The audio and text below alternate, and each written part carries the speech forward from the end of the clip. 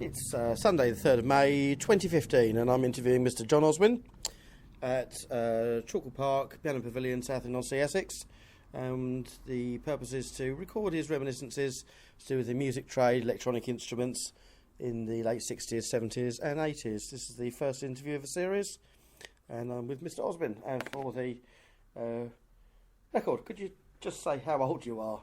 I'm 68. You're 68. So, and when did you start in the music trade? 1969. 1969, and I was working for St Giles Music Centre, which was a subsidiary of Boozy and Hawkes. Also fairly well known in the brass and woodwind profession, and a lot of musical instruments that were made in Edgware were sold at their shop in St Giles Music Centre and over in Regent Street, which was where their main office was for music publishing. And how did you get into it? Was it just a job you... Well, I'd already been in retail since I left school at 15 and decided a few years later I joined a big band playing piano, and as a result of doing that for about 6 weeks, travelling up and down from Yorkshire, decided to go and live in London. And one of the guys I met in the big band who ran it also owned a magazine called Crescendo. They operated out of Woodall Street. Dennis Matthews was his name. Not the same Dennis Matthews that does all the editing for music publishers. And Dennis said, well, if you want to get into the music business, what you need to do really is to either put an ad in Melody Maker or the NME. And I put it in the New Musical Express. Oh, well, I actually didn't put it in that. I found the advert in New Musical Express.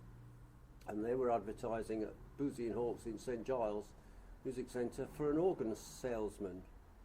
And that's how I got into it. I went for the interview, got the job, and started in the January of 1969. And you were how old then? 22. And so what organs were they selling at that time? Well, the main organ that we were doing was Hammond organs.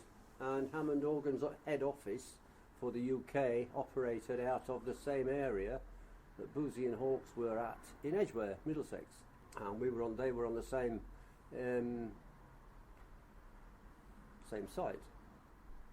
We did mainly Hammond organs because it was the instrument used by all the groups of that era.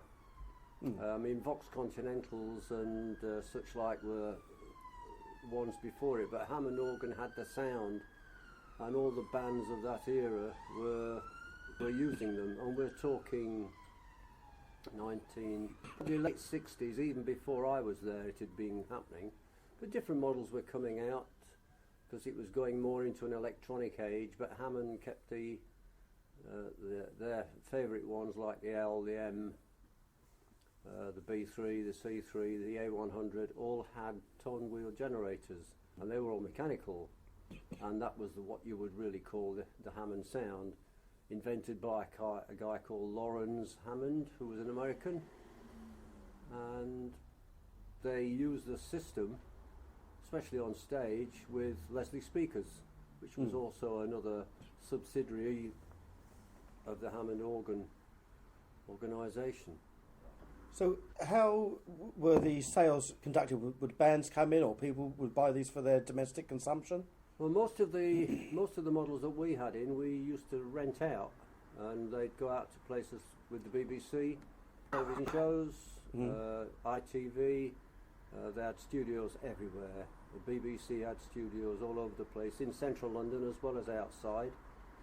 And we used to sort of put them on the back of a van, put them in the van, and deliver them to the respective areas early mornings or sometimes late afternoons, all sorts of different shows. So was it the case that a large proportion, or the nature of the business, was instrument rentals? Yes. Or was it the case really that these instruments were so expensive they were mainly rented out? Well, things like occasionally get the odd group in. We used to get a lot of people from Europe, mainly around Poland, Germany and the Netherlands.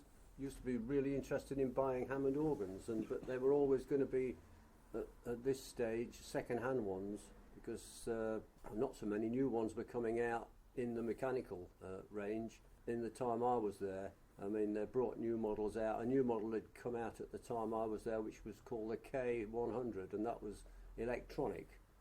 And it was the first type of instrument that Hammond had done where they'd introduced electronics. I think there's another model called the E, which was slightly bigger, E100. The places that we used to have them in the shop, and sometimes guys would just come in, whatever band they were, they'd just walk in and say, oh, have you got this for sale or that for sale? And if we'd got one and we were interested in selling it, most of the time they weren't interested in buying a new one, mainly because of the price. What was the rough price? Well, if you was going to buy a good second-hand M100, which was the really, really popular one, a lot of the bands had that, because it had extra things on it, had an extra motor on it as well, because in order to start it up, it had two little buttons on it to start it up. And that was probably, we were probably selling them for about £850. It was a very considerable amount of money for that time. Then if you'd get an L100 Hammond, they'd probably go for about 600, 700. A C3, we used to do a lot of C3s, mainly because a lot of the bands were touring, and we used to do what we call split. We used to split the cabinet, used to go to a specialist woodwork guy, carpenter even, and they'd split the wood, and then we put the innards back in a very professional manner. Several instances happened whereby a band had come in and say, oh, we don't want to do that, we'll do our own split. So okay, fine, so we'll do this, and they'd buy the organ, take it away, do their own split, and 2 weeks later they'd come back saying, we made a mock of it, can you do it better for us? I'm sorry, we can't do that now.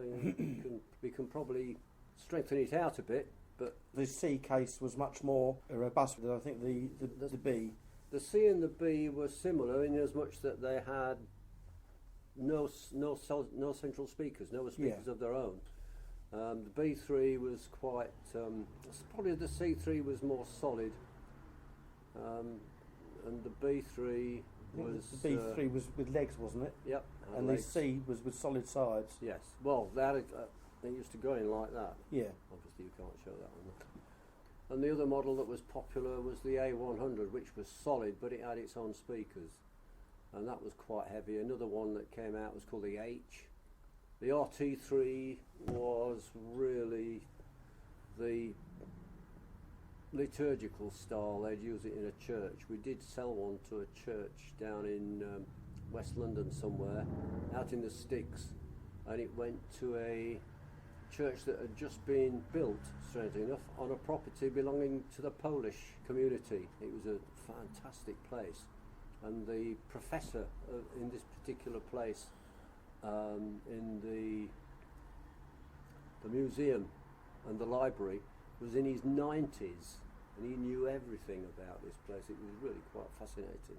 But we put the RT3 in there, and we were there all day sorting it out and getting it put right to where they wanted it. But this instance we used a different speaker, which was called a PR40, and that was a straight cabinet with a reverb system in it, and we just sorted it out where it was, and the organist of the church that was going to be playing did the demonstration so that they could get the effects right, the acoustics, put it in the right place. But yes, it went very well, that sort of thing. So when you were selling second-hand, when you say the outfit was selling second-hand models, I assume that those are ones that had done the circuit with regard to rentals. Yep. A lot of that depends, because sometimes obviously with anything that's like that, it's going to lose not necessarily its value. They didn't lose their value, but they'd be used such a lot, and they'd be going in and out of studios, and obviously you're going to get wear and tear. So shop soil or so something, the boss would think, well, let's get rid of that, let's get a new one in, and we'll use that. But every one that came in, instead of it just being what we would call a spinette model, where it had two off-centered, the top key on the top keys and the bottom keys were off-centered, so it was about 3.5 octaves each, and we always put a baseboard on it because that protected the pedals, and obviously for us to use it in the showroom it's difficult to sort of pick something like that up, so we used to put it on a trolley, on a full length trolley with wheels on each corner, and just move them around. And C3, the C3 we didn't do like that because that had quite a funny base, so we used to leave the base off that and put it on triangular shape wheels, but you could do it easily yourself. I mean, I used to be able to pick those things up one end, and even take I remember once we'd gone to the Royal Albert Hall with the C3 and it was on a board, and I got this out the van, put it on a trolley, on a four-wheel, really expensive rubber wheel type trolley with a rubber upper part for it to balance on, and I took that into the Albert Hall on my own, and I took it down to the stage, because all you had to do was get it to the top of the stairs and let it run down, and obviously you don't just let it go. I went in front of it and just guided it down until we got to the stage, then got the trolleys and put it in the place they needed. So something like that could quite easily shift on my own, even though it was probably 2,500 weight. What were the other models? Did you sell more domestic, economy priced models of Hammonds? Well, or did Hammond sell economy? Hammonds, Hammonds did other more of the domestic style of stuff was the E model and the K model. They were quite popular. Not the sort of thing that you'd want to play in a band or in a club. No, most of the stuff played in a band were the Hammond tone wheel models. Around about the early 70s, a J series came out, a J100, which was was the next lot from the K, which was, what's the word? Transistorised? Transistorised. It's transistors, using transistors, that's it. And then they brought another one out which was also a J200 and then a J300 and so on, and then each time they added extra things for it and changed the colours of the tabs. Instead of them being a cream tab, they'd bring different colours in for different voices and put a Leslie speaker in. It was really just a little wooden drum that revolved round on a pulley and was controlled electronically from inside, and they were the sort of things that we used to push. But most of the people really that came in were the band members of groups that were around in those days. Lots of those guys used to come in, the road managers had come in, and I had, for every single organ that came through that showroom, I made a note of its serial number and a make, or the model number as well. And so if any of the guys came back from, say, Chicken Shack, Unit 4+2, well, they had a Lowry. I'll talk about that in a minute because we used to do Lowrys as well. The people, Gina Washington's Rag Jam Band, the Rolling Stones, the Beatles, they invariably didn't have one of those, or we used to hire them out to them. But everything that came through the door had a serial number, so I made a note of it, so that when he returned a couple of years later or 6 months later for another repair, I just had to marry the thing up and then know it was their organ. It wasn't borrowed or nicked from somebody else. So you'd hire them out the same one that they had on the last occasion? No, these were organs that were owned by the bands. So they were... So all these that came in that I made serial numbers, right. Notes of the serial numbers, were the ones that were owned by the band. Keith Emerson had a Hammond. I think he had an M. We did an X66 split, which was a 5,500 organ, which was a beautiful organ, really, really good sort of theatre type style sound, and we split that for Alan Price, and that used to come in two parts because it was too heavy to carry as one. And Ian Leake was the guy who was his roadie, and Ian kept it in his loft. I mean, God knows how they got it up there, but that's what they did. And he looked after it like it and parts of the organ were metal and other parts were wood. And on the wooden bits, he used to clean it or make sure it was all right by using proper wood oil.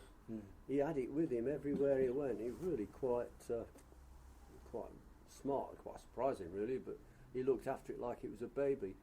Did you then store organs on site? We did. Most of the organs that went out on to studios were stored, well, kept there overnight, or wherever they'd gone. We'd just go and pick them up and bring them back to the shop. I mean, did you store any for bands and they'd call for them periodically? The only one that we used to store, it was mainly because of space, we didn't have the space to keep all of it in, was the T series for Joe Loss and his orchestra. Joe had a 12-piece band, and obviously whenever he did things like the World Ballroom Dancing Championships, they did that at the Royal Albert Hall. They used to augment his band with an orchestra, and he'd front the band or the orchestra as well, but we used to keep that organ at the shop, and that was split, so it was easy to move about. We could put it in two different places if we needed the space, and then we'd just fit it together and then take it out as it was. Really, we'd take it out solid. I mean, another organ came out from Hammond which was called the X77, which was about 4,500. The Hammond X66 was 5.5, and we did that with the split, came to 6,600. And this was in what Alan year Price. again? That was in 1971. £5,500. Yeah. Wow. But Well, it it's a was serious it amount was of. it was a serious organ. It was fantastic. What was? A full pedal board. Yep. Well, 30 pedal board, not a concave like the RT3. The only one that had a concave pedal board was the RT3. But the other ones like the A, the B3, the C3, the H, all had full pedal boards, flat, but they were 30-note pedal boards. 16-foot, 8-foot pitch. Even the RT3 didn't have a 32-foot pitch.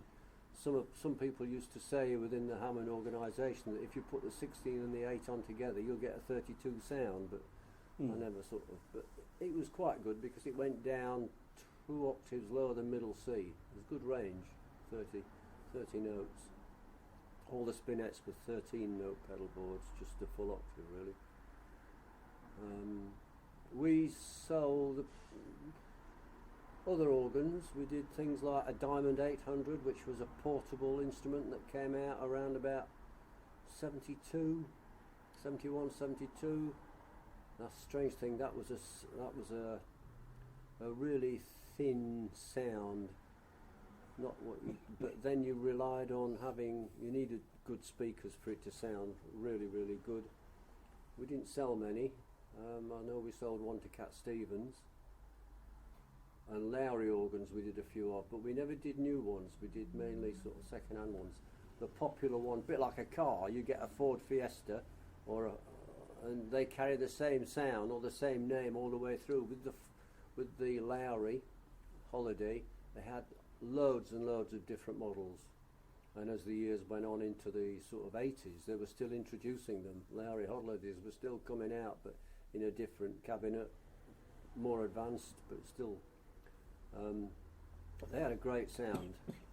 Harry Stoneham was the guy that was the exponent guy really, that used Lowry organs. I think he used one on his show, on the Michael Parkinson show, when they were doing it. I'm not sure if we might have put Hammond in there, but we put Hammonds everywhere. All the shows in the West End, BBC Studios. I remember once we went to Boreham Wood, I think for ATV, and Tom Jones was doing a show up there, or he was in it, and they'd got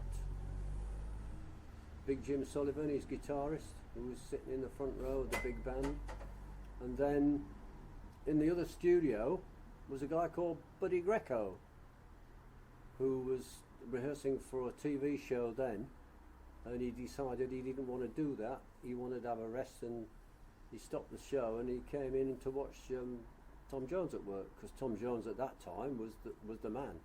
He was everywhere, and we'd gone up there to take a speaker because one of the speakers had packed up, one of the Leslies, so we'd gone back to take the other one out and put a new one in. So although we met Buddy Greco last year. You did. Yeah. You met him before. I mentioned it to him. Yeah, he obviously didn't remember. No, it's just a small moment in one afternoon. Yes, there's so much going on. You can't remember all that. That was quite a strange. So the Hammond organ in the bands being hired out, what was it used primarily for? Because if you went back to say the late 19th century into the early 20th century, often in a palm court trio, you might have a violin and a piano, maybe a cello, and often they would have a harmonium or a reed organ to fill in. And was we'd say, for example, with Joe Loss, is that what the Hammond was being used for? Was it being used as a solo voice? Or something just to provide sort of orchestral body, really? It was orchestral body. It was like it's like the engine room, really. You've got the engine room of a big band. You've always got a piano or an organ, a bass player, and a guitarist, and a drummer. And the engine room, and obviously because he was in an orchestra, they just used the sounds of the organ. Didn't use the bass pedals because they'd got a bass player. Yeah, but of course we've got the advantage these days over, say the turn of the last century. We can hear all the stuff that was going on in the studios at that time, or in old television shows. So were we to go to those, of course, that's what we'd hear. But of course, for the pop bands and rock bands of the day, would the same hold true, or?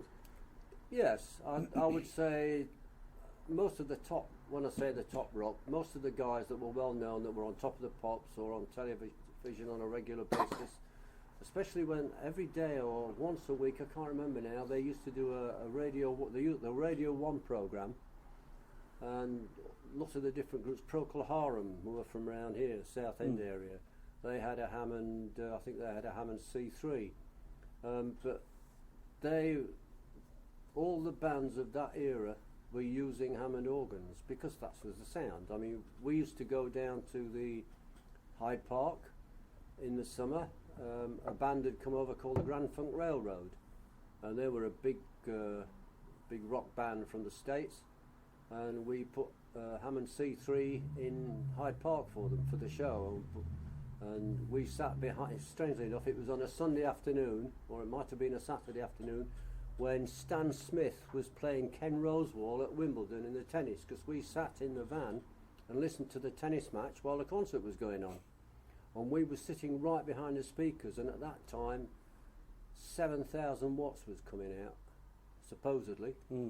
But we could still hear the tennis, and Ken Rosewall lost, because he'd got to the final several times, but he never won a final. Things like that, and another Grand Funk Railroad also did a show at the Albert Hall, as did a guy called Charles Aznavour. Charles Aznavour did a thing, and we put a Hammond C3 in for the concert, for the orchestra to play. What was the general reaction to Hammond organs of that kind in that period? Because you said, obviously, you sold one of the models was primarily sort of aimed towards the liturgical market, but what was was it taken seriously, or was it looked at seriously by classical musicians, or? Primarily, I think that's why a lot of the classical musicians like the Hammond, because you could create through the drawbar system, you could make so many different sounds, whereas with a tab organ, you would have to just put a tab down and the sound would be there. So you'd have to just accept whatever preset was on the tab. Yeah. Whereas with Hammond, you could almost infinitely tweak it to what you were looking for. You've got 9 drawbars, each to the power of 8. And that's that's over 293 million sounds, and it's combinations of sounds that you get. It really is quite amazing, but you wouldn't use all those because you would tweak one and you probably wouldn't know the difference. Bit like getting a colour and a colour of paint. So when we watch footage of people playing these, and we do sometimes see people reach forward and just tweak one of the drawbars just a fraction of an inch, and that's what they're doing. They're just getting another colour out of it. Yeah, it wouldn't really make a lot of difference on just one little notch, unless of course you'd got something like a 16-foot tab or drawbar with a 5 1/3 drawbar. Then it would give a different sound because you're using a harmonic then. And these were all harmonics. You'd got the basic 16, 8, 4, 2, 1 octave sounds, but then all the other sounds in between were the harmonics, which created those different sounds. So it offered a lot of new possibilities then, Oh yeah. this electronic music, to people who were, for example, composers or bands, a sort of new sound palette to explore. Yeah. I mean, obviously there were other makes of organs out at the time, which we didn't do. Yeah. Occasionally we'd get an odd part exchange in place for someone buying a new Hammond, but it was mainly Hammond. Or I can just see it now, that the whole showroom it was just a mass of Hammond organs. So in a way then, we could say that a drawbar organ is a completely different beast to a tab stop organ. Definitely, yeah. And also it helped, it made a difference to the weight, because you were using tone bars, a tone bar for each key on the keyboard. It got its own tone wheel, so you had all those tone wheels going round, and each contacts, and different models like the M and the RT3, the C3 and the A all had two buttons, two switches. First switch goes up for 10 seconds and you hold it while you put the other one up for another 10 seconds, and it sort of makes a little wowing sound as it's warming up.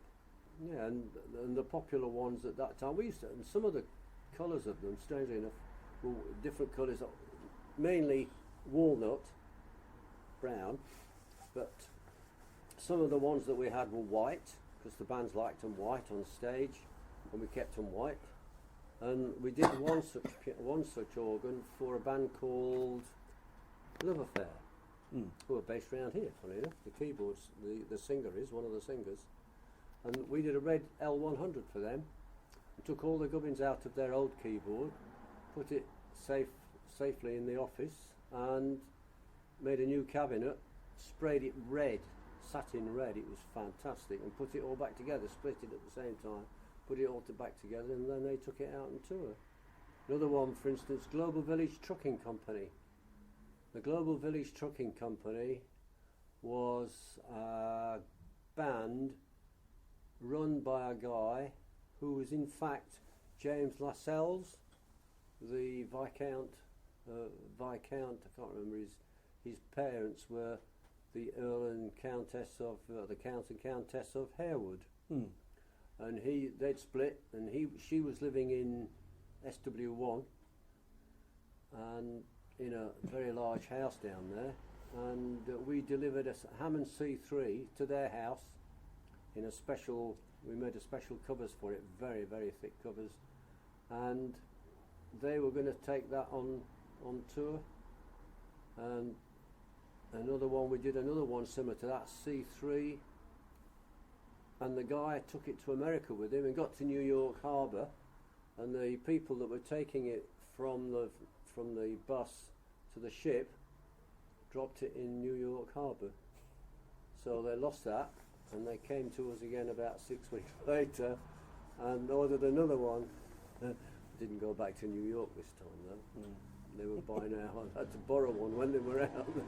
Would you say, I mean, the Hammond and its technology was conceived, I think, in the 30s.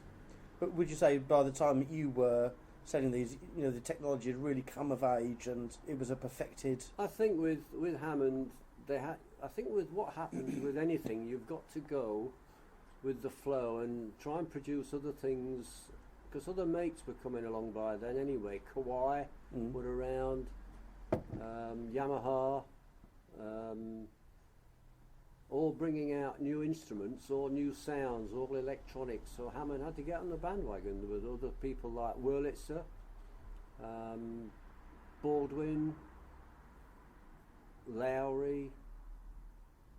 Not many makes from England. There was a make called, I think, Marlborough, which were based somewhere down in Buckinghamshire, but it was mainly the foreign, mainly the Japanese and the Americans and the Italians were bringing stuff out.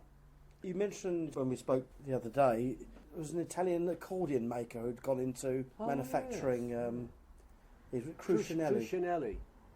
They were a company that took on the design of an organ by a guy called Alan Haven, who was at the time was a jazz organist, and he played both Hammond and Lowry, and he attributed the sound or the technology to the Haven organ to create the same sounds, the same ideas that Yamaha and Lowry used. So they used an electronic style of drawbar coupled with some of the Lowry type sounds and things that you'd use on it, with a fantastic rhythm unit, just amazing. Some of the ideas he got off that from the Lowry, because Lowry made some really good rhythm units.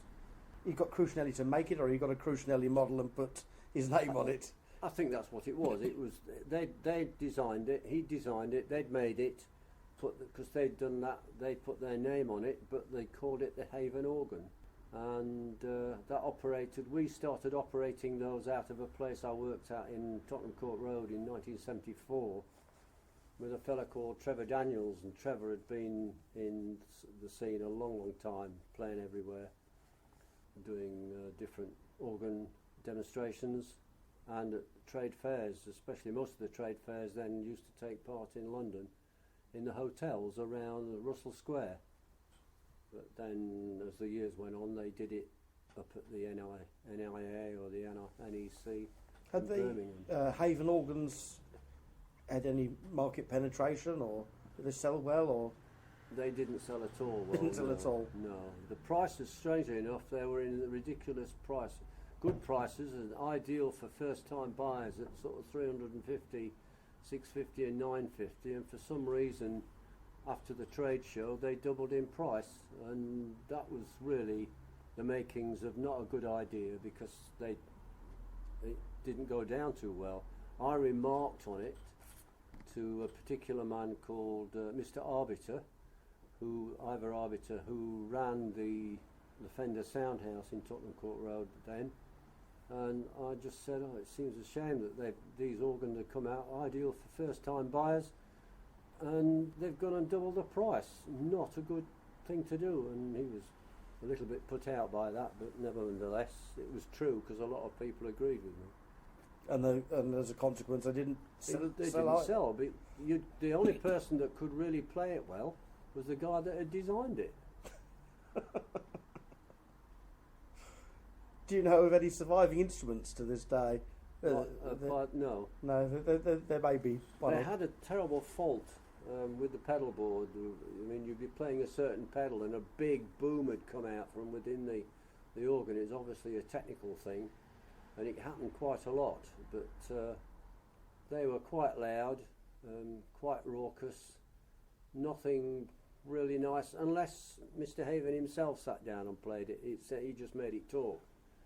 But it wasn't a thing, but we didn't do that at Boozy and Hawks. We didn't sell those. That was only when I'd moved to Tottenham Court Road with the Fender Soundhouse. That was a big shop, 2 floors, and it had a mezzanine cafe on the sort of between the first and second floor, but that had 2 floors of showroom, had actually 6 floors and of stock and studios, and that was open 6 days a week, Monday to Saturday, 10 to 10 in the morning till 10 at night.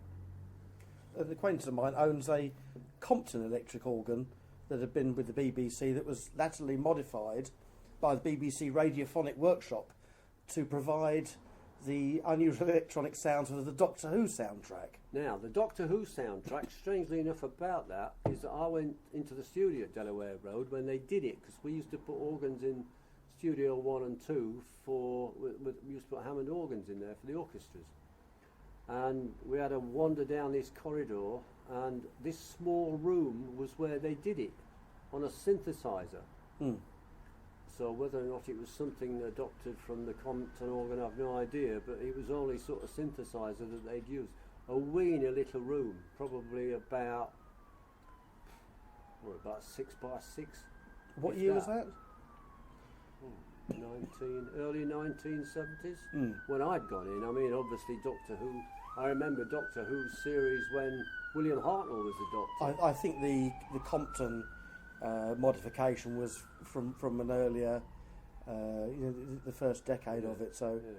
but what I was wondering was there anything ever that you were asked to do, or the company, to modify an existing Hammond to provide effects beyond what it could otherwise provide? Not really. Obviously, with 250,000 possible combinations, it's quite sufficient. Well, no, because most of the happenings of the shop, we didn't just do organs. We were mainly keyboards and guitars downstairs, and all the equipment like drums and brass and woodwind were upstairs. We had specialist departments with specialist salespeople that controlled that. But most of the stuff that we did in the shop that was Hammond, we really was in the showroom either demonstrating, and it wasn't like, it's a bit like here really. People didn't just come in like you would in a shoe shop where you'd be mangled with people. You'd probably get a couple of people in on a Saturday morning. We used to close at 1 on a Saturday anyway, because at West End nobody's about, they're not doing things. But most of the stuff, we didn't really do anything with Hammond other than what was on it. We didn't do anything with it, no modifications, unless a band member wanted something added, like a Leslie speaker, the different things where you could use it on the plate, but it was only really something like that. We didn't faff about with the drawbars in order to make other sounds. That's why when they brought the electronic instruments out. Now, the firm of Boozy is, of course, a very old established firm, stretching back, far back into the 19th century with history of music publishing and brass instrument manufacture. What can you tell me about Boozy, or Hawks, or I can't any of them? because that was mainly the brass and woodwind sign. I never really covered that. I went up to their workshop to have a look around and to see how they made things, just sort of give me some idea. And it was one of the things that the management wanted us to do. They'd arranged for us to go up there and Just to see, what the company was like overall. Yeah, but I never did much of that anyway. Most of the stuff involved Hammond, but most of the people I met to do with the business were people like George Blackmore, who was the head demonstrator for Hammond organ. Keith Beckingham, got to know Keith quite well, because I went to a lot of his performances, because it was to do with trade.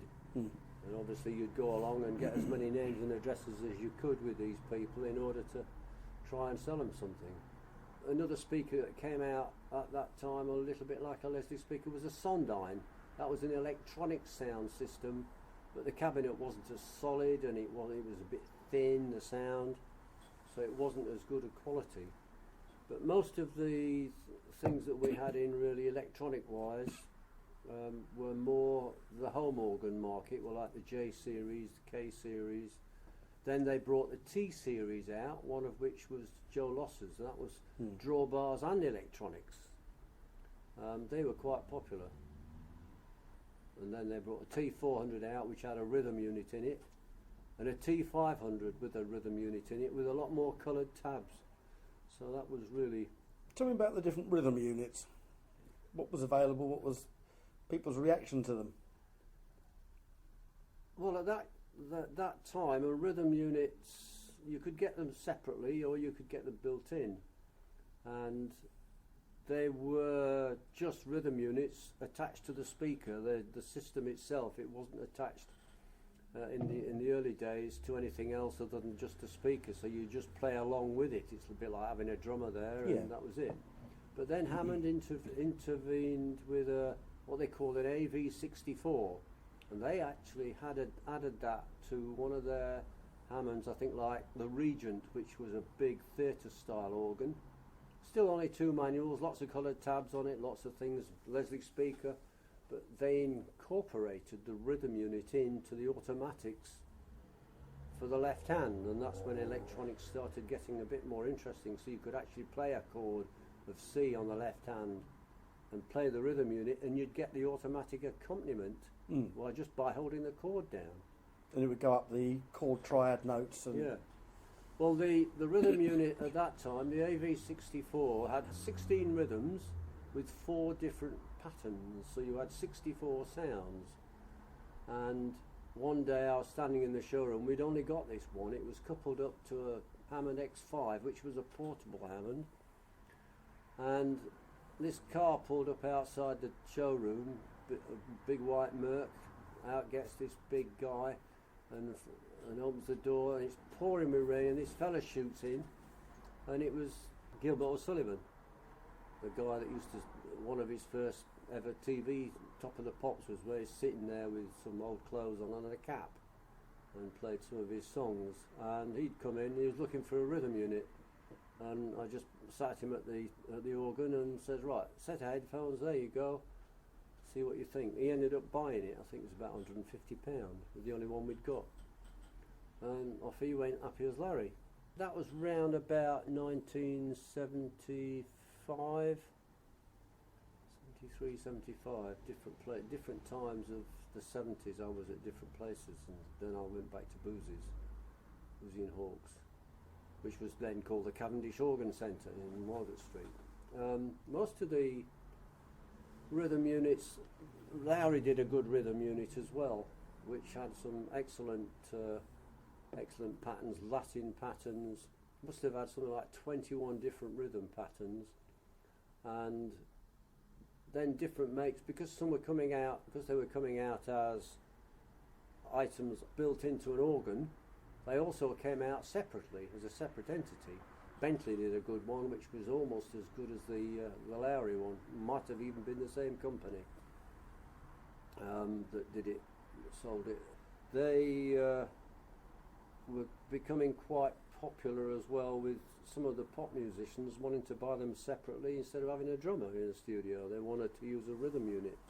One such time, even though it was late as 78, I think, Elton John used it on his Song for Guy.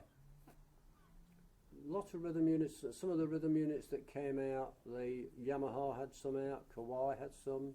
All the different makes were doing it.